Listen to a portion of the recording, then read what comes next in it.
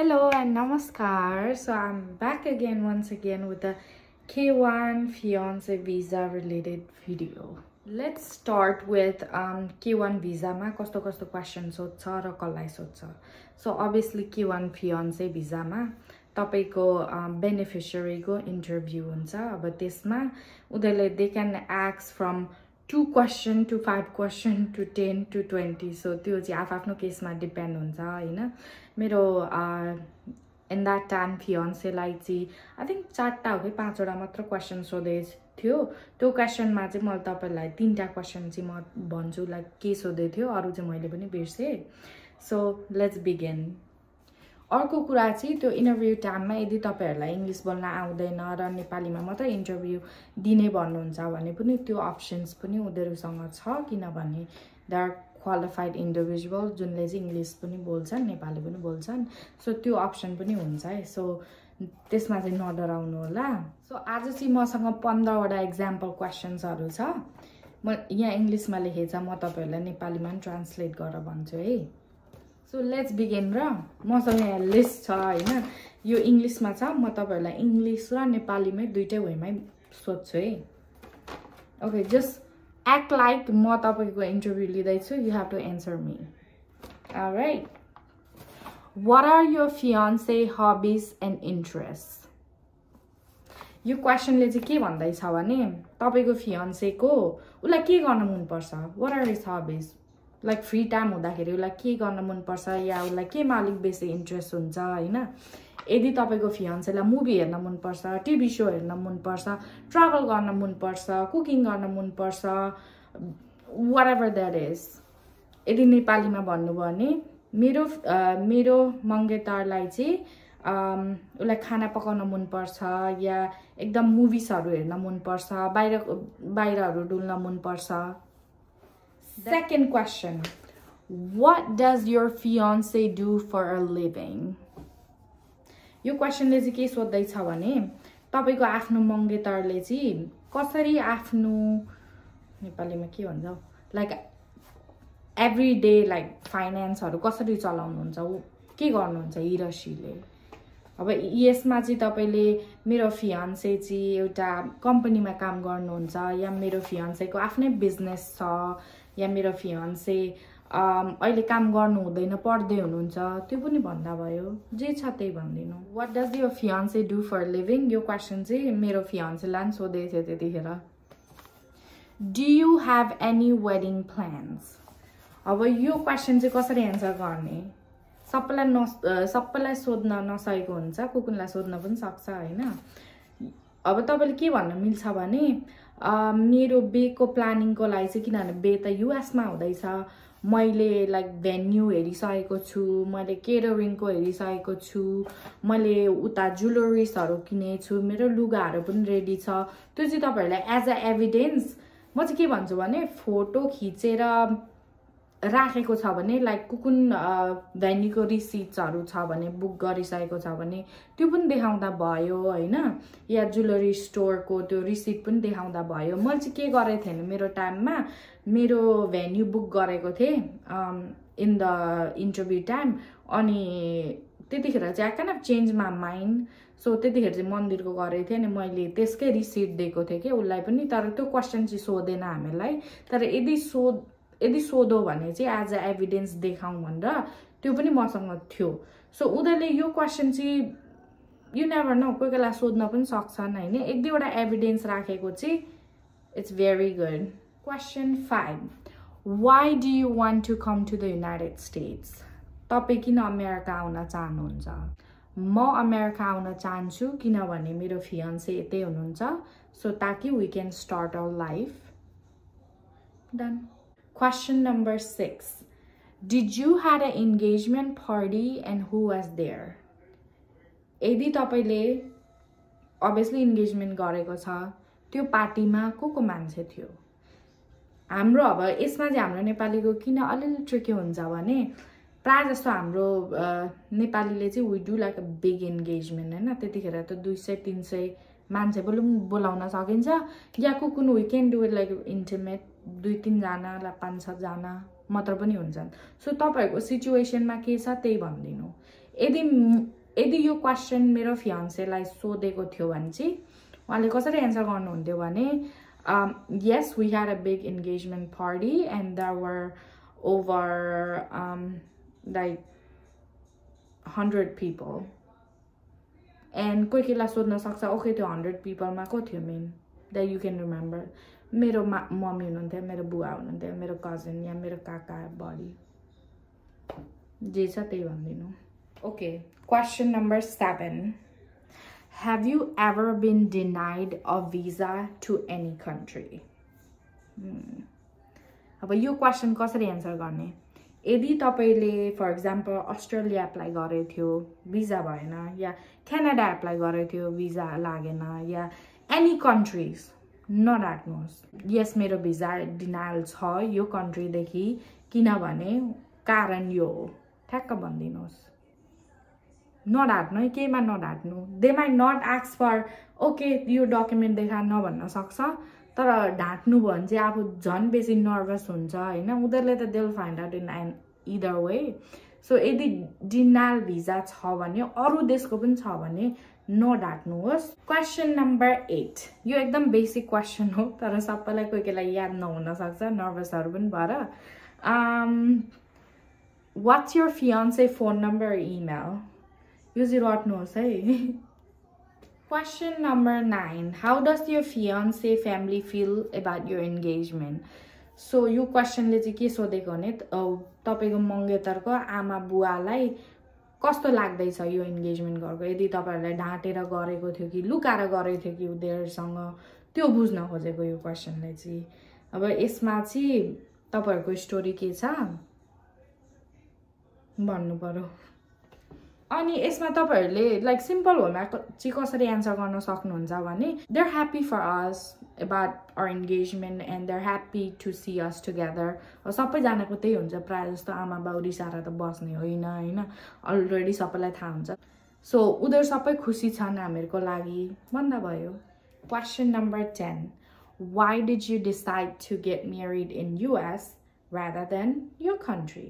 अब यो क्वेसनले चाहिँ के सोध्दैछ भने तपाईले फर एक्जाम्पल यदि नेपालमा बस्नुहुन्छ भने नेपालमा बे नगरेर अमेरिकामा चाहिँ किन बे गर्न चाहनुहुन्छ. यो क्वेसन कसरी एन्सर गर्न सक्नुहुन्छ भने त्यसै सिचुएसन भयो हाम्रो, किनभने उसको फ्यामिली प्राय जस्तो अमेरिकामै छ, मेरो फ्यामिली प्राय जस्तो नेपालमै छ. सो हामीले नेपालमा एन्गेजमेन्ट गर्यौं अनि बे चाहिँ अमेरिकामै गर्यौं ताकि we can celebrate with two families.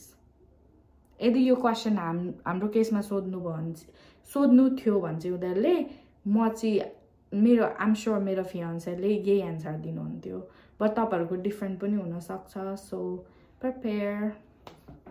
Question 11. Who proposed, you or your fiancé? अब यो क्वेसन चाहिँ किनभने हाम्रो नेपाली इन्गेजमेन्टमा प्राय जस्तो अब अहिलेको चाहिँ गर्ने ट्रेन्ड छ, मेरो टाइममा त्यस्तो ट्रेन्ड थिएन प्रपोजहरू गर्ने हैन. तर अब यहाँको American culture is different when it comes to engagement than like Nepali culture के.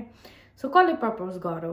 अब प्राय जस्तो मेरो केसमा त कसले प्रपोजै गरेको थिएन. Like we both decided that we gonna get engaged हैन.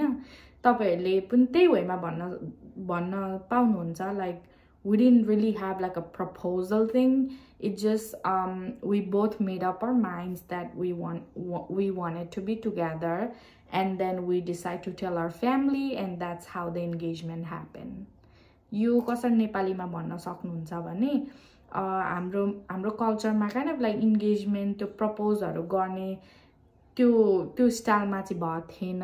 लाइक मोर त्यो मोडर्न भन्दा चाहिँ हाम्रो कल्चरली ट्रेडिसनली फलो गर्यौं. सो हामीले एकअर्का जब हामीले डिसाइड गर्यौं हामी एकअर्कासँग बस्ने या बे गर्ने भनेपछि चाहिँ हामीले आफ्नो फ्यामिलीहरुसँग कुरा राख्यौं अनि त्यही वेमा एन्गेजमेन्ट भयो भन्न सक्नुभयो. Question 12. How many people do you expect at your wedding?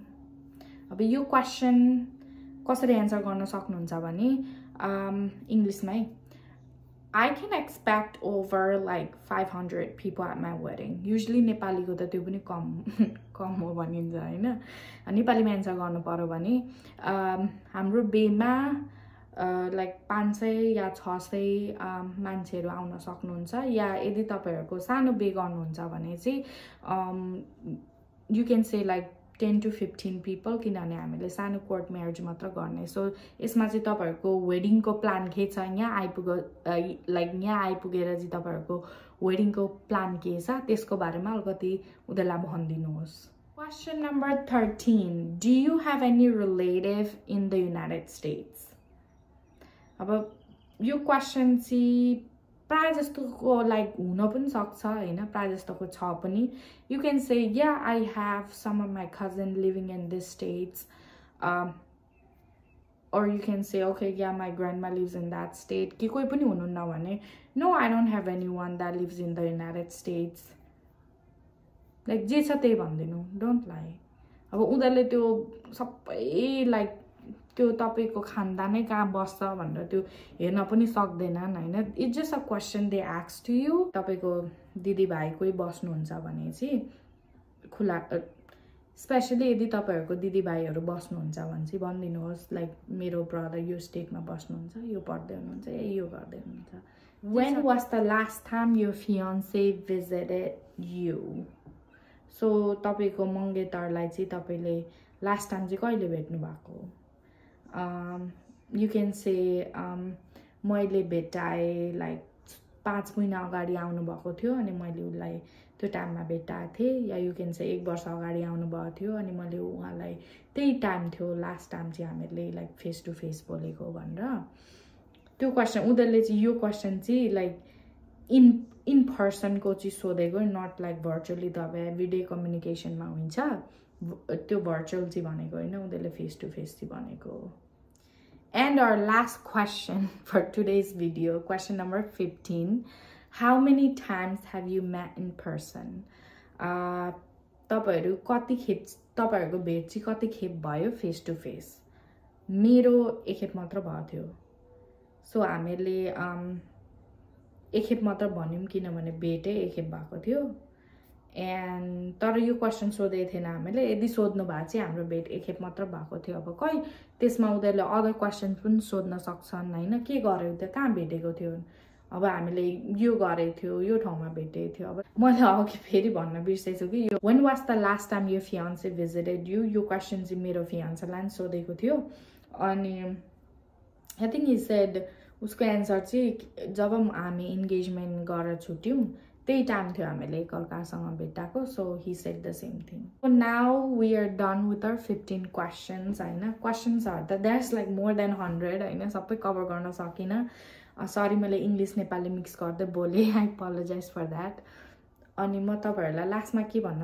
चाहन्छु भने this is like the biggest interview हैन अब डर त सबैलाई नै हुन्छ honestly म पनि नर्भस थिए यहाँ बसेर उलाई नै इन्टरभ्युमा everyone is nervous हैन they can tell किन उनीहरु नि हामी जस्तै मान्छे हो they can tell जब तपाईहरु नर्भस भएर क्वेशन गराउनु भएको छ या like you know you're really excited or anything like human emotion they know and then अब बेसी नर्भस पनि नहुनु तर बेसी एक्साइटेड पनि नहुनु like just go with the flow whatever you feeling हैन तर के भन्छु भने जस्तै एन्सर गर्नुहोस् नडाट्नु do not ever lie to USCIS किन यदि तपाईलाई ढाट्नु भो र उनीहरुले फाइन्ड आउट गरे भने you could be banned for life so त्यस्तो चाहिँ नगर्नु होला and I just want to put a disclaimer out there म कुनै lawyer पनि होइन I'm not a person from the USCIS त्यस्तो केही हैन यो क्वेशन चाहिँ फुल्ली मैले रिसर्च गरे गुगल देखि पाएको तपाईहरुले पनि गुगल गरेर निकाल्न सक्नुहुन्छ तर मैले यो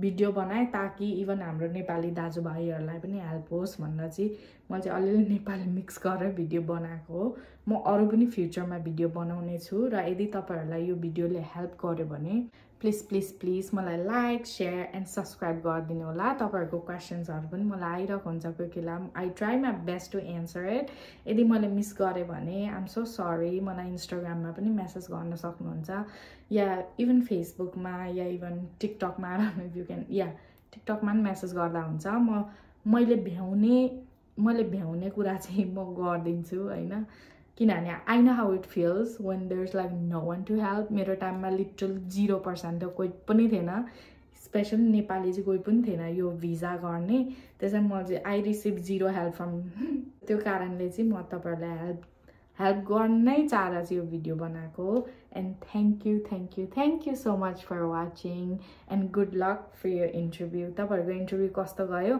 मलाई कमेन्ट सेक्सनमा भन्नुहोस् है ल थ्याङ्क यू